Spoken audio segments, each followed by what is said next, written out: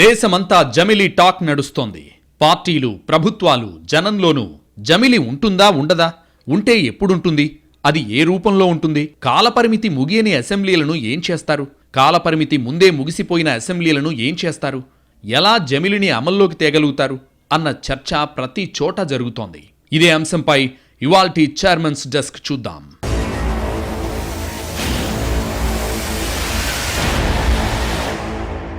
2027లో UP ఎన్నికలు ఉన్నాయి. ఆ ఎన్నికలతోనే జమిలి జరగొచ్చని ఓ అంచనా.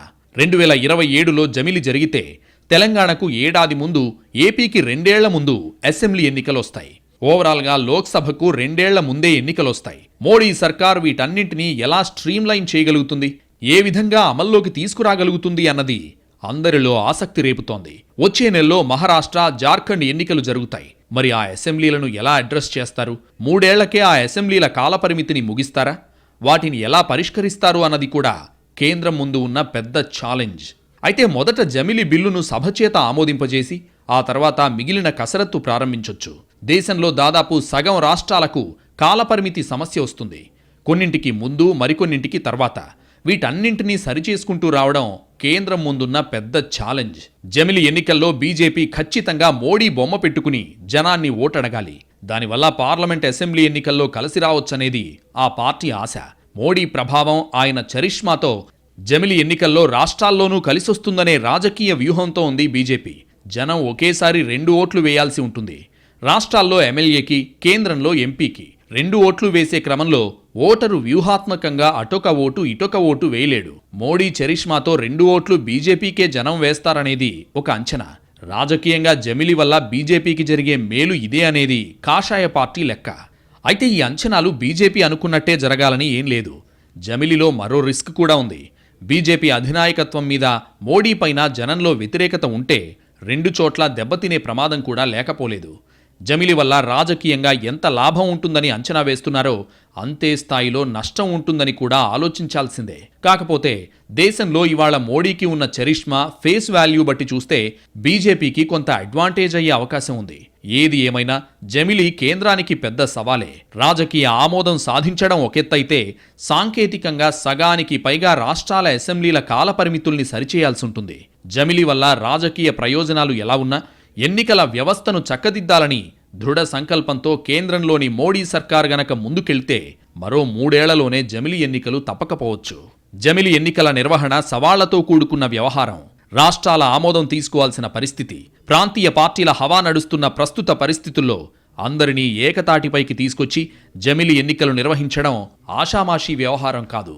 అందుకే జమిలి ఎన్నికల సాధ్యాసాధ్యాలపై అధ్యయనం చేసేందుకు మాజీ రాష్ట్రపతి రామ్నాథ్ కోవింద్ నేతృత్వంలో ఓ కమిటీని ఏర్పాటు చేసింది మోదీ ప్రభుత్వం.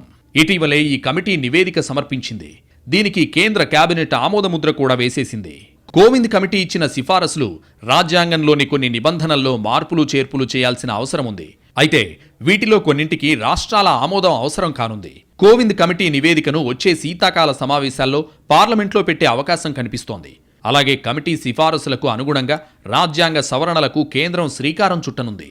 ఇందుకు కాస్త సమయం పట్టొచ్చు. ఒకవేళ రాజ్యాంగ సవరణలు పూర్తయితే జమిలి ఎన్నికలకు మార్గం సుగమమైనట్లే. అసలు రాష్ట్రాల కాలపరిమితులతో సంబంధం లేకుండా ఒక నిర్దిష్ట సమయాన్ని నిర్దేశించుకుని అందుకు అనుగుణంగా జమిలి ఎన్నికలకు వెళ్లాలనే ఆలోచన కూడా ఉందంటున్నారు.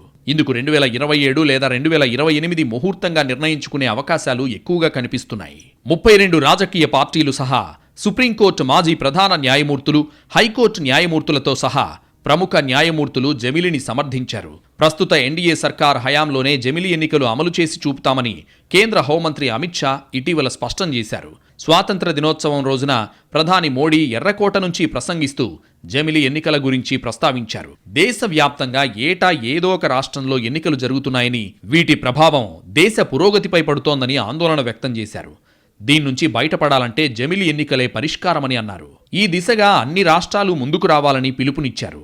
ఈ తరుణంలో ఎన్డీఏ 3.0 సర్కార్లోనే జమిలి ఎన్నికలు అమల్లోకొస్తాయని రాజకీయ వర్గాలు పేర్కొంటున్నాయి. కేంద్ర, రాష్ట్ర చట్టసభలకు, ఇంకా అవసరమైతే స్థానిక సంస్థలకు జమిలి ఎన్నికలు నిర్వహించాలన్న ఆలోచన పైకి మంచిగానే కనబడుతున్నప్పటికీ లోతుగా విశ్లేషిస్తే ప్రజాస్వామ్య విలువలు, సమాఖ్య స్ఫూర్తికి ప్రమాదం వాటిల్లే అవకాశాలున్నట్లు పలువురు రాజకీయ విశ్లేషకులు ఆందోళన వ్యక్తం చేస్తున్నారు. 5 ఏళ్ల కాలానికి ఎన్నికైన ఏదైనా ప్రభుత్వం మధ్యలో కూలిపోతే అక్కడ మళ్లీ ఎన్నికలు నిర్వహిస్తే కొత్త ప్రభుత్వం 5 ఏళ్ల కాలానికి అధికారం చేపడుతుంది. అప్పుడు జమిలి లక్ష్యం దెబ్బతింటుంది. ఇలా జరగకుండా ఉండాలంటే కొత్త ప్రభుత్వం కాలపరిమితిని కుదించాల్సి ఉంటుంది. ఇది ప్రజా తీర్పుకు, సమాఖ్య స్ఫూర్తికి, ప్రజాస్వామ్య విలువలకు గొడ్డలిపెట్టులాంటిదే అనే వాదనలు లేకపోలేదు. జమిలి ఎన్నికలు నిర్వహిస్తే 77% మంది ప్రజలు ఒకే పార్టీ లేదా కూటమిని ఎన్నుకునే అవకాశాలున్నాయని పబ్లిక్ పాలసీ మేధో సంస్థ ఐడిఎఫ్సి వివిధ సందర్భాల్లో చేసిన సర్వేల్లో తేలింది. అదే అసెంబ్లీ, పార్లమెంట్ ఎన్నికలు 6 నెలల ఎడంతో నిర్వహిస్తే ఒకే పార్టీని ఎన్నుకునే అవకాశాలు 61% తగ్గిపోతాయని ఆ సర్వే పేర్కొంది. అసెంబ్లీ, పార్లమెంట్ ఎన్నికలు ఏడాది వ్యవధితో జరిగితే ప్రభావం మరింతగా తగ్గొచ్చని వెల్లడించింది. 1952 నుంచి 2019 వరకు జరిగిన సాధారణ ఎన్నికలు, అసెంబ్లీ ఎన్నికల ఫలితాల సరళిని విశ్లేషించి ఈ రిపోర్ట్ను తయారు చేసింది. జమిలి ఎన్నికల్లో జాతీయ అంశాల ఆధారంగా అసెంబ్లీకి ఓటేసే అవకాశముందని, దీంతో ప్రాంతీయ పార్టీలు ఎన్నికల్లో దెబ్బతినే ప్రమాదముందని రాజకీయ విశ్లేషకులు అభిప్రాయపడుతున్నారు. జమిలి బిల్లు ఆమోదం పొందాలంటే లోక్సభ, రాజ్యసభలో 67% మంది సపోర్ట్ చేయాలి. 14 రాష్ట్ర అసెంబ్లీలు మద్దతివ్వాల్సి ఉంటుంది. అలా మద్దతిస్తే బిల్లు ఆమోదం పొంది జమిలి ఎన్నికలు సాధ్యమవుతాయి. జమిలిపై అనుకూల, ప్రతికూల వాదనలు ఎలా ఉన్నా జమిలి ఎన్నికల సాధ్యంపై మోదీ సర్కార్ ముందు పలు సవాళ్లున్నాయి. దేశవ్యాప్తంగా ఒకేసారి పార్లమెంట్తో పాటు రాష్ట్రాల అసెంబ్లీలకు ఎన్నికలు నిర్వహించాలంటే 6 రాజ్యాంగ సవరణలు చేయాల్సిన పరిస్థితి ఏర్పడింది. అందుకు సగం రాష్ట్రాల ఆమోదం పొందాల్సి ఉంటుంది. ప్రస్తుతం లోక్సభ, రాజ్యసభల్లో ఎన్డీఏ ప్రభుత్వానికి ఉన్న సొంత బలం ఏమాత్రం సరిపోదు. జమిలి ఎన్నికల కోసం అదనపు ఎంపీల సపోర్ట్ కూడగట్టాల్సి ఉంది. 1951 నుంచి 1967 వరకు దేశవ్యాప్తంగా జమిలి ఎన్నికలు కొనసాగాయి. తర్వాత వివిధ రాష్ట్రాల్లో ప్రభుత్వాలు పడిపోవడంతో మధ్యంతర ఎన్నికలొచ్చి జమిలి మాయమై ఆయా రాష్ట్రాల అసెంబ్లీల గడువులు మారిపోయాయి. అయితే 1967 నాటి దేశ జనాభా ఎంత, ఇప్పుడు జనాభా ఎంత, ఆనాటి భారత్, నేటి భారత్, ఆ రోజు ఓటర్ల సంఖ్య ఎంత, నేటి ఓటర్ల సంఖ్య ఎంత? ఇప్పుడు 28 రాష్ట్రాలు, 8 కేంద్రపాలిత ప్రాంతాలు ఉన్నాయి. మొత్తం 4000 మంది ప్రజాప్రతినిధులను ఎన్నుకోవాలి. 1951లో మొత్తం ఎన్నికల్లో పోటీ చేసిన అభ్యర్థుల సంఖ్యే 1874. అదే మొన్నటి లోక్సభ ఎన్నికల్లో 8360 మంది పోటీ చేశారు. ప్రస్తుత పరిస్థితుల్లో అసెంబ్లీ ఎన్నికలన్నింటినీ రానున్న సార్వత్రిక ఎన్నికలతో చేర్చాలంటే కొన్ని రాష్ట్రాల అసెంబ్లీల గడువును పెంచడంతో పాటు మరికొన్నింటినీ తగ్గించాల్సి ఉంటుంది. లోక్సభ ముందస్తు ఎన్నికలకు వెళ్లినా ఈ మార్పులు తప్పవు. ఇందుకు రాజ్యాంగపరంగా సమస్యలు ఎదుర్కోవాల్సి వస్తుంది. కాగా దేశంలో వివిధ ఎన్నికల నిర్వహణ తీరుతెన్నులు, మార్గదర్శకాలకు సంబంధించి 1951 ప్రజాప్రాతినిధ్య చట్టానికి సవరణలు చేయాల్సిన పరిస్థితుంది. దీంతోపాటు పలు కీలక రాజ్యాంగ సవరణలకు పార్లమెంట్ ఆమోదం తెలపాల్సి ఉంటుంది. లోక్సభ, రాజ్యసభల కాలపరిమితికి సంబంధించిన ఆర్టికల్ 83 సవరణ, రాష్ట్రాల అసెంబ్లీలకు 5 ఏళ్ల గడువును నిర్దేశించే ఆర్టికల్ 172(1)ని సవరించడం, అత్యయిక పరిస్థితుల సమయంలో సభా కాలపరిమితిని ఏడాదికి మించకుండా పార్లమెంట్ చట్టం ద్వారా వీలు కల్పించే ఆర్టికల్ 83(2)ని సవరణ చేయడం, రాష్ట్రపతికి లోక్సభను రద్దు చేసే అధికారాలిచ్చే ఆర్టికల్ 85(2)(b)ని కూడా సవరణ చేయాల్సిన అవసరముంది. రాష్ట్ర అసెంబ్లీల రద్దు అధికారం గవర్నర్కు దాఖలు పరిచే ఆర్టికల్ 174(2)(b)కి సవరణలు చేయాలి. రాష్ట్రాల్లో రాష్ట్రపతి పాలనకు వీలు కల్పించే ఆర్టికల్ 356కి సవరణలు కూడా చేయాలి. ఎన్నికల కమిషన్కు సంబంధించిన ఆర్టికల్ 324ను సవరించాల్సి ఉంటుంది. ఇవన్నీ జరిగితే కానీ జమిలి గురించి ఆలోచించడానికి లేదనే అభిప్రాయాలున్నాయి. జమిలి ఎన్నికలపై కేంద్రం ముందడుగు వేస్తుంటే కేరళ ప్రభుత్వం మాత్రం వెనకడుగు వేసింది. దేశవ్యాప్తంగా ఒకేసారి జమిలి ఎన్నికలు నిర్వహించే ఆలోచనను విరమించుకోవాలని కేరళ ప్రభుత్వం కేంద్ర ప్రభుత్వానికి విజ్ఞప్తి చేసింది. ఈ మేరకు కేరళ అసెంబ్లీలో సీఎం పినరయ్ విజయన్ ప్రభుత్వం తీర్మానం చేసింది. ఒకేసారి దేశవ్యాప్తంగా ఎన్నికలు నిర్వహించడం అప్రజాస్వామికం, దేశ సమాఖ్య నిర్మాణానికి హానికరమని తీర్మానంలో పేర్కొంది. జమిలి ఎన్నికలను కాంగ్రెస్ తీవ్రంగా వ్యతిరేకిస్తోంది. బిల్లు ఆమోదం పొందాలంటే రాజ్యాంగ సవరణలు చేయాల్సి ఉంటుందని, అందుకు మోడీ ప్రభుత్వానికి మెజారిటీ లేదని కాంగ్రెస్ ఆరోపించింది. మరోవైపు జమిలి ఎన్నికలకు బీఎస్పీ అధినేత మాయావతి జై కొట్టారు. కొన్ని పార్టీలు మాత్రం వ్యతిరేకిస్తున్నాయి. అయినా కూడా కేంద్రం మాత్రం ముందుకే వెళతామని సంకేతాలిస్తోంది. గత సంవత్సరమే మాజీ రాష్ట్రపతి రామ్నాథ్ కోవింద్ నేతృత్వంలో కమిటీ ఏర్పాటు చేయడం, అది సిఫారసులు ఇవ్వడం, కేంద్ర కేబినెట్ ఆమోదం తెలపడం, ప్రభుత్వం అందుకు అనుకూలంగా సన్నద్ధం కావడం జరిగిపోతోంది. ఒకవేళ లోక్సభ ఎన్నికలకు ముందు ఏదైనా రాష్ట్రంలో అసెంబ్లీ ఎన్నికలు నిర్వహించడం జరిగితే వాటి కాలపరిమితి కూడా లోక్సభ ఎన్నికల వరకు మాత్రమే ఉంటుంది. ఆ తర్వాత ఆ రాష్ట్రాలు మళ్లీ లోక్సభతో కలిపి ఎన్నికల కోసం సిద్ధం కావాల్సి ఉంటుంది. ప్రభుత్వం వాదన ప్రకారం జమిలీ ఎన్నికలు నిర్వహిస్తే ఖర్చు తగ్గుతుంది, ఆర్థికాభివృద్ధి జరుగుతుంది, ఎన్నికల నిర్వహణలో మరింత సౌలభ్యం ఏర్పడుతుంది.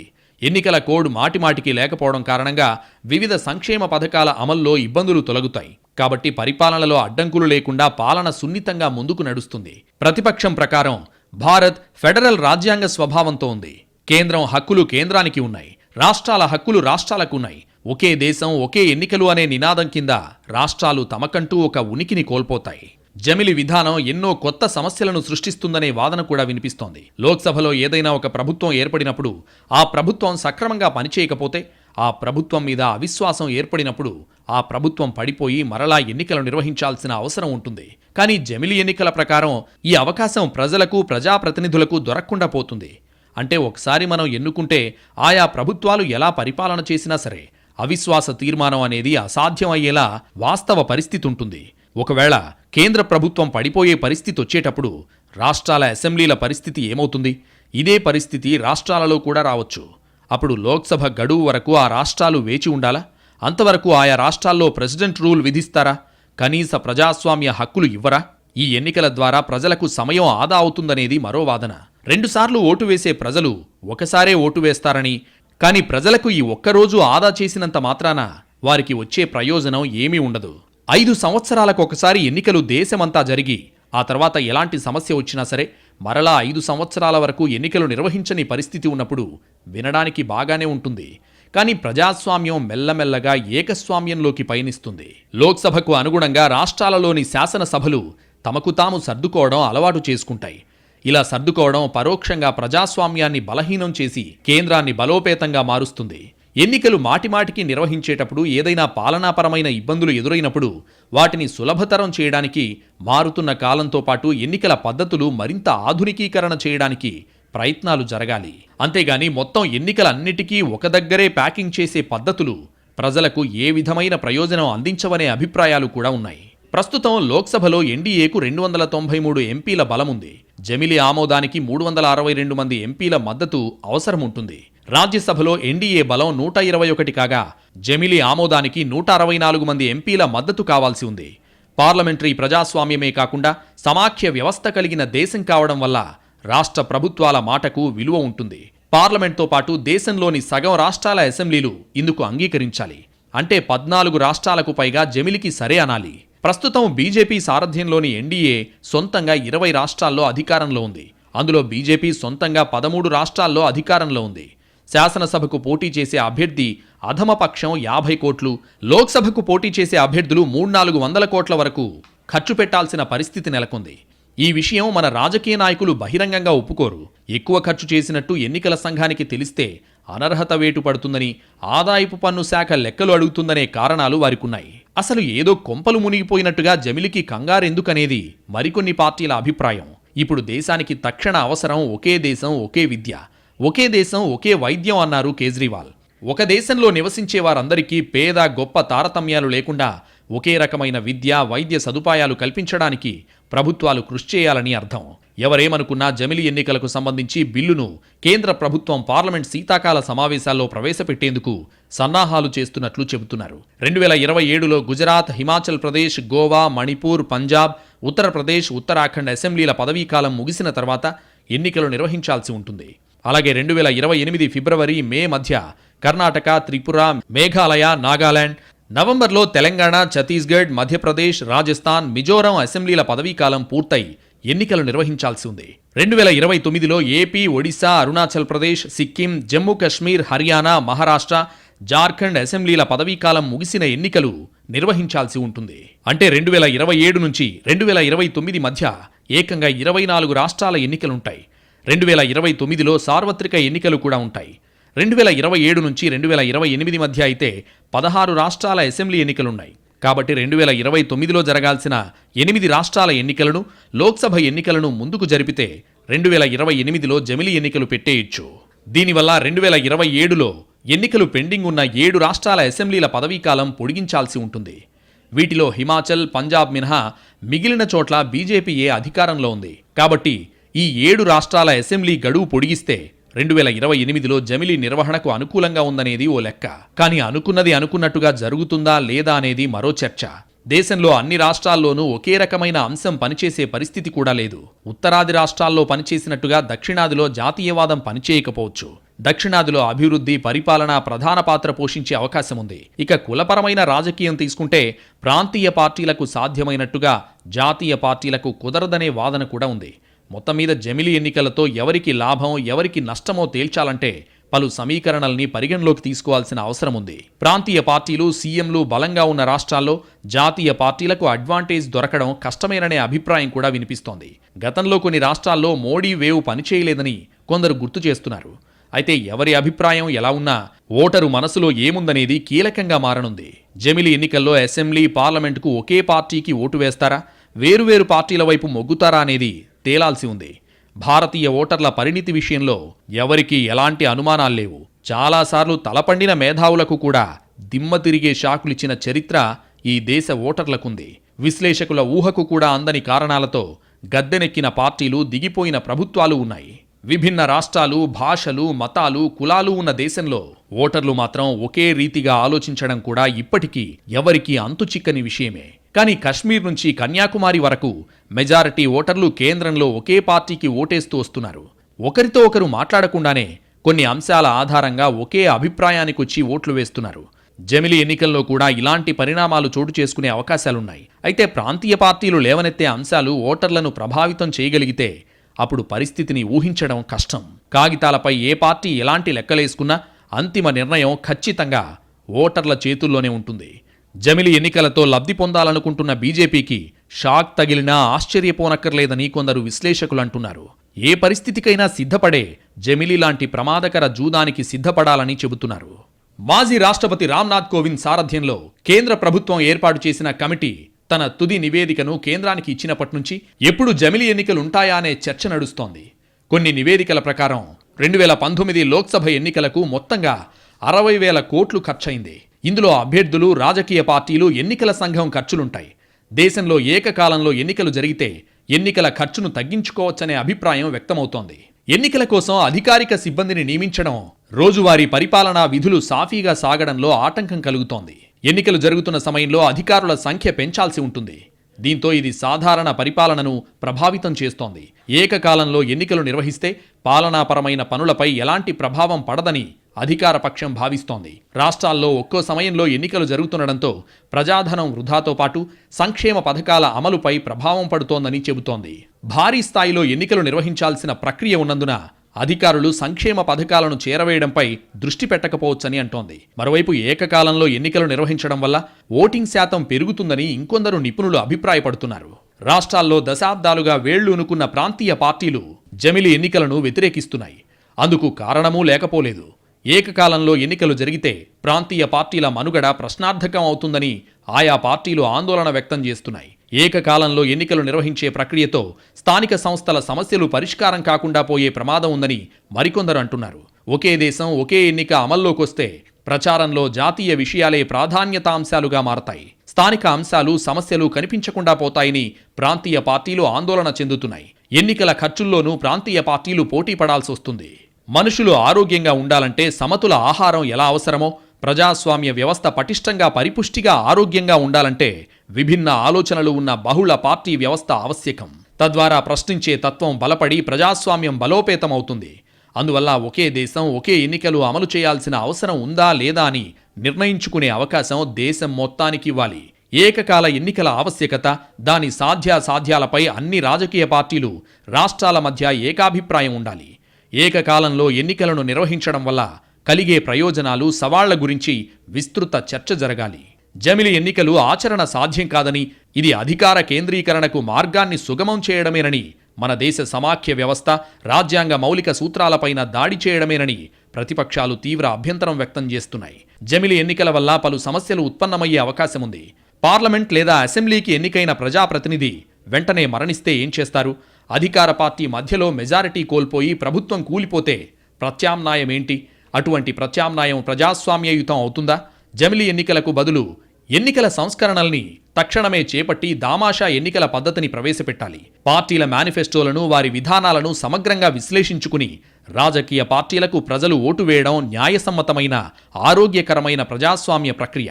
ప్రస్తుత పద్ధతిలో రాజకీయ పార్టీలకు లభించిన ఓట్ల శాతం ఆయా పార్టీలు గెలిచిన సీట్లకు ఉన్న తేడా అసంబద్ధంగా ఉంటోంది. 1983లోనే దేశంలో జమిలి ఎన్నికల ప్రస్తావన చర్చకొచ్చింది. జస్టిస్ బిపి జీవన్ రెడ్డి నేతృత్వంలోని లా కమిషన్ 1999లో ఎన్నికల చట్టాల సంస్కరణలపై ఇచ్చిన 170వ నివేదికలో జమిలి ఎన్నికలు నిర్వహించాలని చెప్పింది. దీనికి అనుగుణంగా 2003లో అప్పటి ప్రధాని వాజ్పేయి ప్రతిపక్ష నేత సోనియా గాంధీతో చర్చించారు. సోనియా నుంచి సానుకూల స్పందనే వచ్చింది, కానీ కార్యరూపం దాల్చలేదు.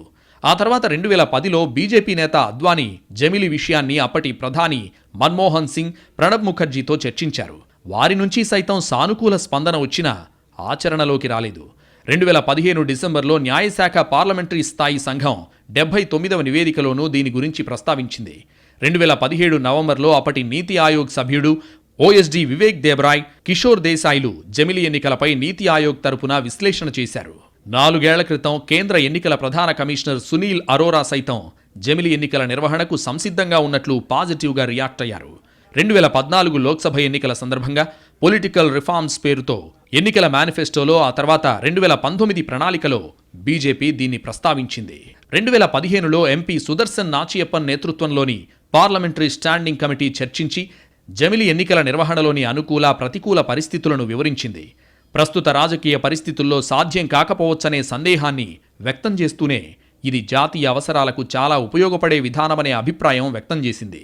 అన్ని రాజకీయ పార్టీలు ఏకాభిప్రాయానికొస్తే అమలు కష్టమేమీ కాదని మాజీ సీఈసీలు కూడా చెప్పారు. ప్రపంచంలో కొన్ని దేశాలు ఆయా దేశాల పరిస్థితుల తరుణంలో జమిలి ఎన్నికలు నిర్వహిస్తున్నాయి. మెజారిటీ ప్రజాస్వామ్య దేశాలు మాత్రం జమిలికి దూరంగా ఉన్నాయి. సౌత్ ఆఫ్రికా, స్వీడన్, బెల్జియం దేశాల్లో జమిలి ఎన్నికలు జరుగుతున్నాయి. అయితే ఆయా దేశాలను మన దేశంతో పోల్చలేం. ఇవి 1 కోటి జనాభా మాత్రమే ఉన్న దేశాలు. దేశంలో చాలా రాష్ట్రాలతో పోలిస్తే తక్కువ జనాభా గల దేశాలతో పోల్చుకుని జమిలి అమలు చేయడం సాధ్యం కాదనే చర్చ కూడా జరుగుతోంది. మొత్తం మీద జమిలి ఎన్నికల ప్రతిపాదనను సమర్థిస్తూ చెప్పే కారణాలు ఎంత బలమైనవో, వ్యతిరేకిస్తూ చెప్పే కారణాలు సైతం అంతే బలమైనవి. అందుకే కూలంకుషంగా చర్చించి రాజ్యాంగ స్ఫూర్తికి, సమాఖ్య స్వభావానికి, ప్రజాస్వామ్య స్పృహకు అనుగుణంగా నిర్ణయాలు తీసుకోవాలనే అభిప్రాయం వ్యక్తమవుతోంది.